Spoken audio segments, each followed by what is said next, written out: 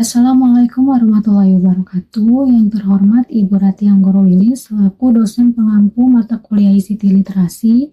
Perkenalkan kami dari kelompok 3 yang akan mempresentasikan juga membahas terkait evaluasi literasi digital pada konten video pembelajaran kelompok 9 dan 11 serta analisis penerapan solusi ICT dalam kehidupan nyata. Pada kesempatan kali ini, kami kelompok 3 yang beranggotakan 8 orang, ada Kak Bungkus, Kak Caca, Kak Ciprianto, Kak Cici, Kak Desriana, Kak Dewi Sinta, Kak Dian, dan Kak Dimas, akan mempresentasikan hasil bedah atau review terhadap 2 video yang sudah kelompok kami pilih. Baik, selanjutnya akan dipaparkan oleh rekan kelompok lainnya. Ya, untuk slide selanjutnya, kami akan melakukan evaluasi mendalam menggunakan kerangka literasi digital pada kelompok 11 dengan judul pemanfaatan YouTube sebagai media promosi. Slide selanjutnya yaitu akurasi dan kemutakhiran data. Yang pertama, video menjelaskan YouTube sebagai platform berbagi video terbesar dengan informasi umum seperti sejarah, fungsi, dan fitur utama yang masih bersifat pengetahuan dasar. Yang kedua, informasi disampaikan bersifat edukatif dan akurat untuk fakta umum, namun belum dilengkapi data statistik tambahan, data pendukung yang lebih mendalam, maupun referensi ilmiah yang lebih mutakhir. Yang ketiga, kedalaman analisis masih terbatas karena belum disertai proses verifikasi dan perbandingan dengan sumber lain.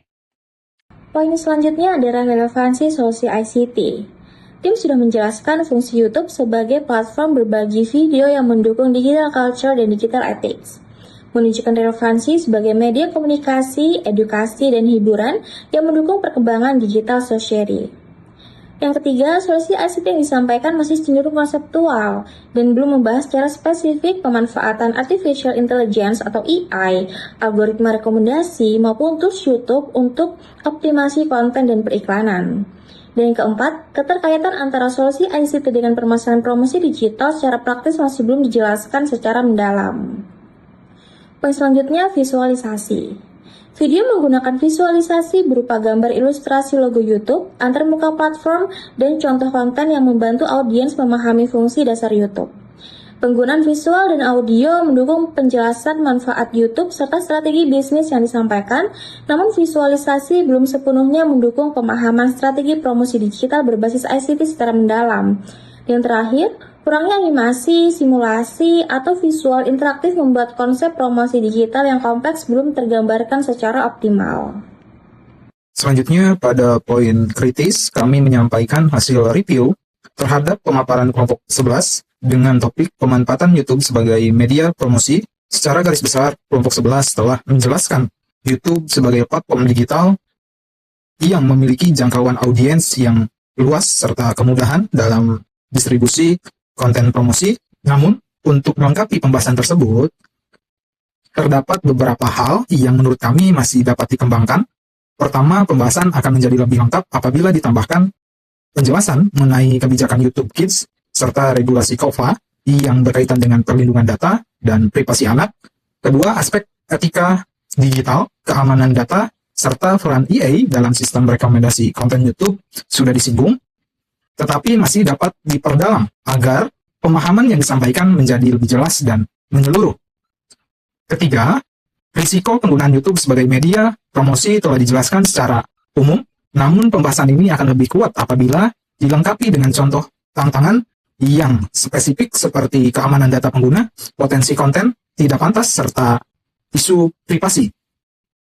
Selanjutnya, masukan strategi, kami menyampaikan beberapa rekomendasi pengembangan berdasarkan hasil review terhadap materi kelompok 11. Pertama, materi dapat dikembangkan dengan menambahkan contoh pemanfaatan EA, seperti penggunaan EA dalam pembuatan skrip atau otomatisasi subtitle untuk meningkatkan efisiensi konten promosi. Kedua, penggunaan YouTube Analytics dapat dijelaskan lebih lanjut seperti alat untuk melihat performa konten dan perilaku audiens secara terukur. Ketiga, integrasi YouTube Ads juga dapat menjadi strategi tambahan agar promosi yang dilakukan lebih tepat sasaran. Terakhir, penambahan contoh aplikatif seperti penggunaan EA untuk mendeteksi konten tidak pantas dapat membantu memperjelas solusi yang ditawarkan. Melalui review dan masukan ini, kami menyadari bahwa setiap pemaparan tentu memiliki kelebihan dan ruang untuk dikembangkan.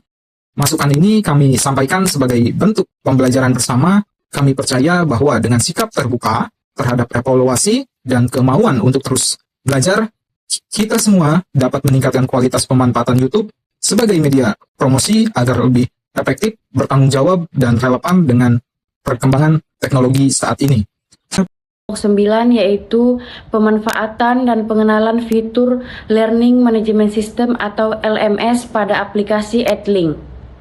Poinnya yaitu akurasi dan kemutahiran data. Yang pertama, video ini memiliki kedalaman yang cukup baik dalam menjelaskan ekosistem atau bagian dari LMS itu sendiri.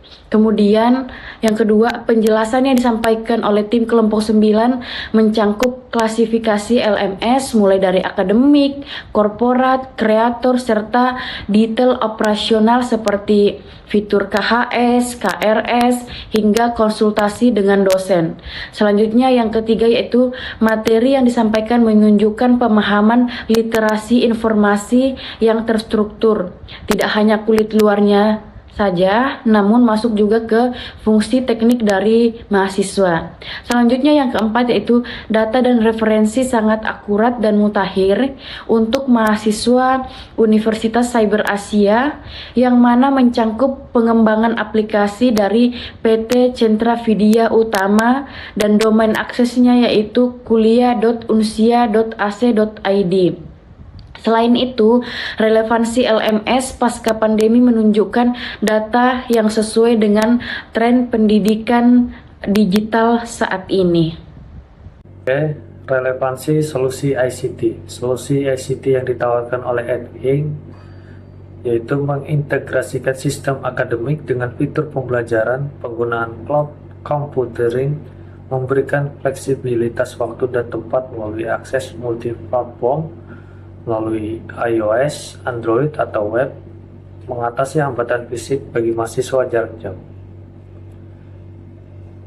Dari segi visualisasi, penyampaian video dilakukan dengan 8 poin utama dan penggunaan slide presentasi untuk memvisualisasikan fitur, namun efektivitas visualisasi dapat ditingkatkan dengan menambahkan demo langsung antarmuka aplikasi Edlink, seperti screenshot beranda, flowchart sinkron kelas, dan demo tombol mulai sesi untuk memudahkan pemahaman konsep ICT bagi mahasiswa pemula.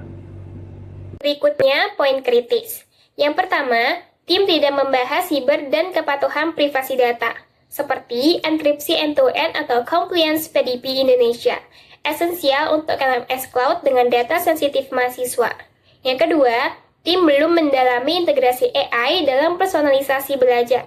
Video menyebutkan personalisasi, tetapi tidak menjelaskan penggunaan teknologi ICT, seperti mesin rekomendasi berbasis AI untuk merekomendasikan materi tambahan kepada mahasiswa yang lemah di topik tertentu secara otomatis. Selanjutnya, masukan strategi. Yang pertama, optimalisasi interaksi, yaitu dengan menambahkan fitur gamifikasi seperti poin atau lencana di dalam Edlink untuk mengurangi kebosanan mahasiswa. Yang kedua, akses offline, yaitu dengan mengembangkan fitur cache atau unduh materi otomatis agar kendala infrastruktur internet tidak menghambat proses belajar. Baik, kita lanjut pada slide yang terakhir, yaitu bagian kesimpulan. Dari presentasi kedua kelompok, dari kelompok 9 dan 11 yang kami analisis, didapati kesimpulan bahwa implementasi ICT pada konten YouTube di kelompok 11 ini masih berada pada level pengetahuan dasar dan memerlukan peningkatan literasi pada aspek teknis serta regulasi yang lain. Kemudian kesimpulannya untuk di kelompok 9, ini membahas tentang LMS atau Edlink, ya. Di sini menggunakan Edlink. Kami menilai ini sudah baik karena memenuhi unsur teknis dan aplikatif bagi ekosistem pendidikan. Demikian presentasi yang bisa kami sampaikan. Pada dasarnya, penerapan ICT literasi ini sangat bermanfaat untuk kehidupan kita sehari-hari ya teman-teman.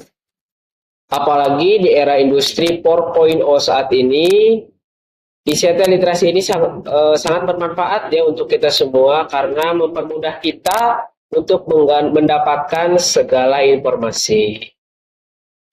Terima kasih kepada teman-teman semua yang sudah menyimak video presentasi dari kelompok kami.